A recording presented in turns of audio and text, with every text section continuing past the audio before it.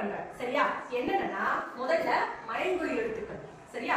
அதுல மிஸ்டேக் பண்றேன், தவறு விடுறேன். அதுக்கப்புறம் குறில் நெடில். குறில் நெடில வந்து தொலைக்கால் போட்டு எழுதுறேன் இல்லையா? அதுல வந்து பிழை விடுறேன். அதுக்கப்புறம் இன்னொன்னு பாத்தீங்கன்னா ஒற்றை கொம்பு இரட்டை கொம்பு. சரியா? இது மூணையும் நீ சரி பண்ணிட்டேன்னா தமிழ்ல வந்து நீ அழகா எழுத ஆரம்பிச்சிருவ. இந்த மழைங்குறி எழுத்துக்கள்ல ஃபர்ஸ்ட் முதல்ல நம்ம பார்க்க போறது நா.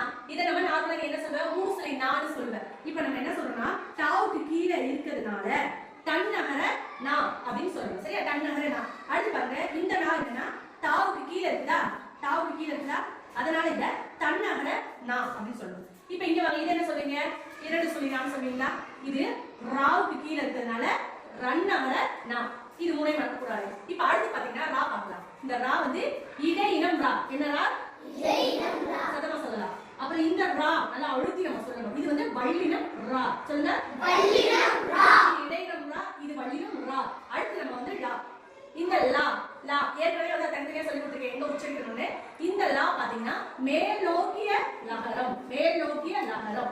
அதே இது நம்ம இந்த லா என்னது லா. நாக்கு நல்லா உள்ள படிச்ச லா. சிறப்பு லகரம். சிறப்பு லகரம். தமிழுக்கே உரிய சிறப்பு லகரம். அடுத்து இங்க நீங்க ஏதாச்சும் மத்தல லா சொல்லுவீங்களா? அதாவது எல்லாம் மத்தல லா படிச்சிருப்பீங்க. இப்போ இது வந்து கீழ் நோக்கிய லகரம்,